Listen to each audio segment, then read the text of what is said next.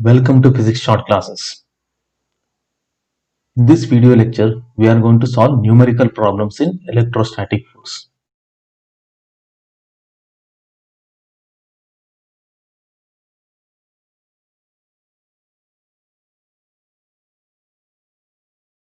Now the solution. The thinking line is that force is expressed in gram weight, actually microgram weight. Now whenever the force is given in kg weight, it should be converted into Newton by multiplying it with acceleration due to gravity. But here the force is given in microgram weight. So therefore first we have to convert it into kg weight.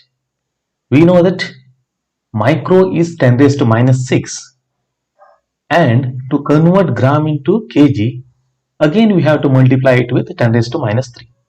So total the force of repulsion F will be equal to 10 into 10 raised to minus 9 kg weight. Now we can convert it into SI units, which is Newton, by multiplying force in kg weight to Newton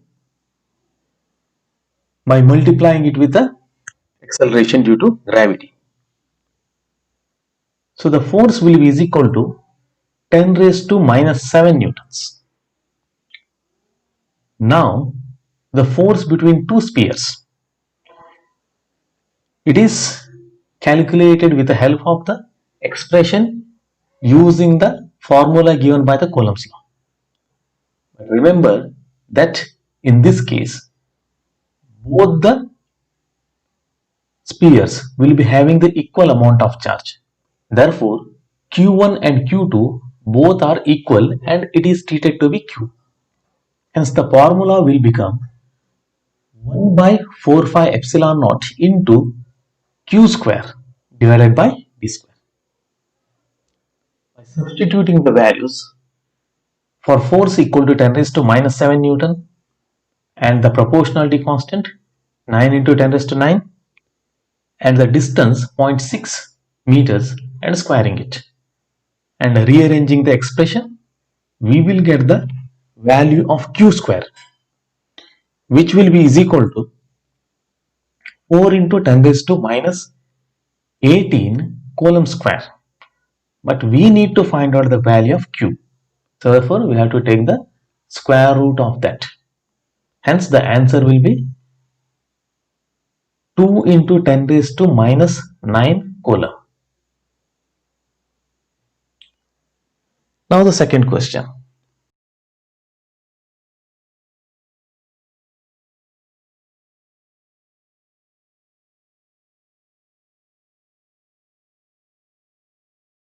Let us consider the solution.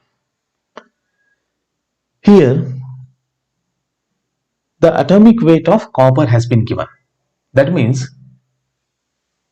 63.5 grams of copper contains how many number of atoms? Avogadro number of atoms. That's why we need to calculate the number of atoms which will be present in 10 grams of copper. The number of atoms present in a 10 gram of copper, which is treated as capital N, is obtained by using the expression 10 divided by 63.5. The actual weight is 10 gram. Its molecular weight is 63.5 grams. So therefore the number of atoms present will be equal to 9.48 into 10 raised to 22. These many atoms will be present in a 10 gram of copper. We have multiplied it with the Avogadro number 6.023 into 10 raised to 23. Now among these 9.48 into 10 raised to 22 atoms, we have to take one electron in 10 raised to 6 atoms here. So that means now we need to calculate the number of electrons which are transferred from one copper ball to the other copper ball. The number of electrons which are transferred will be is equal to total number of atoms divided by 10 raised to 6. So therefore 9.48 into 10 raised to 16 electrons are transferred from one copper ball to the other copper ball. Now what happens is the copper ball which loses the electron will become positively charged, whereas the other one which acquires the electrons will get negative charge, equal amount of negative charge. Now we are going to consider the total charge on each of the ball, which is equal to n number of electrons transferred into charge of each electron E. So therefore, substituting the value of n and E, we will get the value of Q, charge transferred. That is 15.17 into 10 raised to minus 3 coulombs.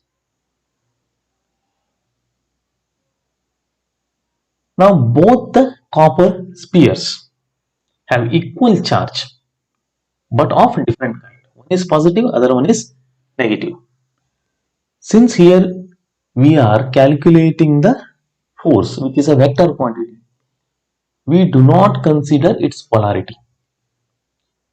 The force between two spheres, of course it is attractive force. It is given by the expression F is equal to 1 by 4 pi epsilon naught into Q square divided by D square.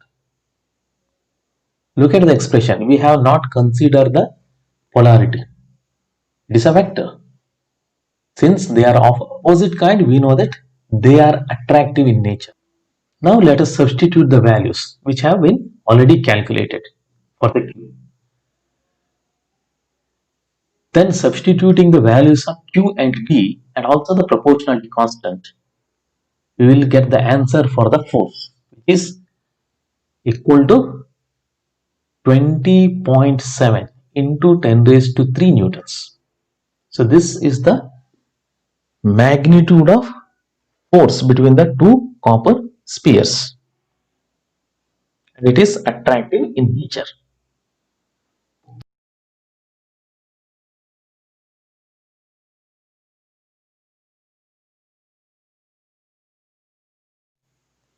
Now let us consider the solution.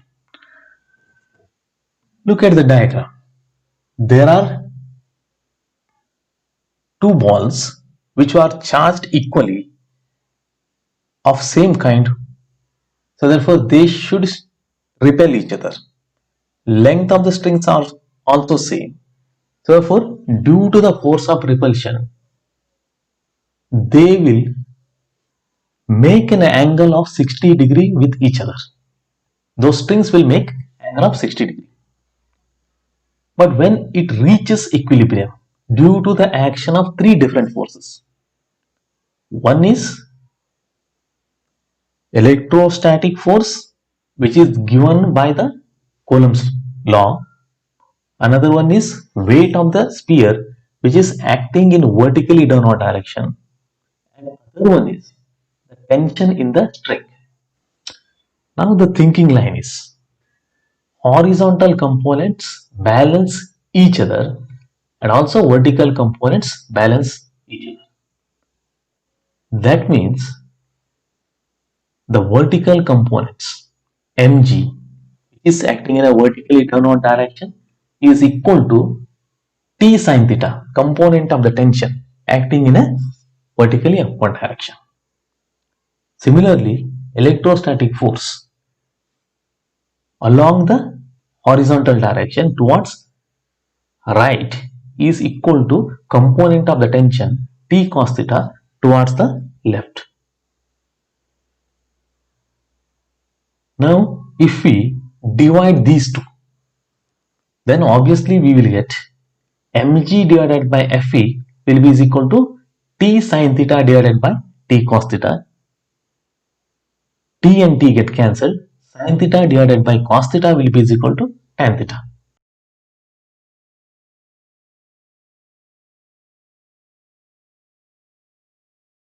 as Fe is equal to 1 by 4 pi epsilon naught into q square by d square. Both the charges are equal, hence q square. Q1 is equal to q2. And its value will be is equal to 14.4 newtons. Any one of them will be found with the same method by suitably rearranging the expression. Now, if we substitute the values of Fe, theta and g, we will get the mass of the spheres will be is equal to 2.54 kg. The next question. Force between the two charges will be represented by the Coulomb's law, and it is given as 1 by 4 pi epsilon naught into q1 q2 divided by d square.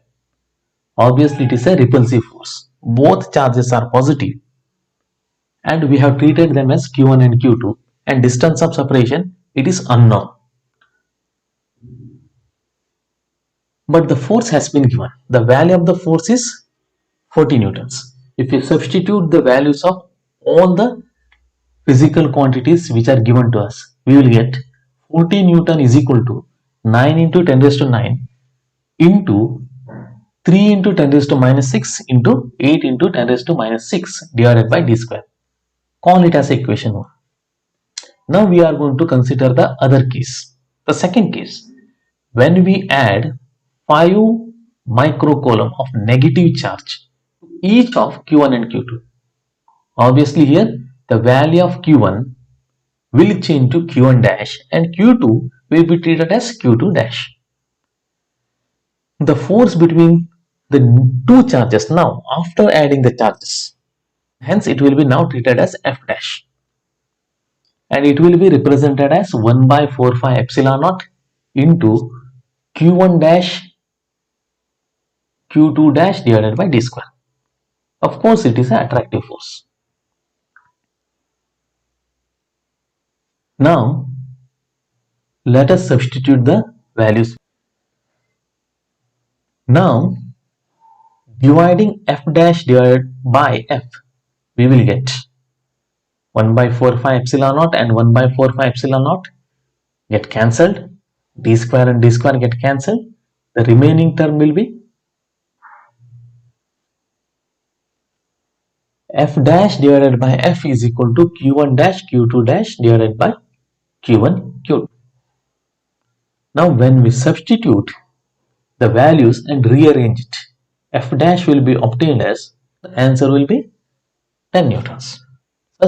Such questions will be asked in CET, so that calculation will be simpler. The next question.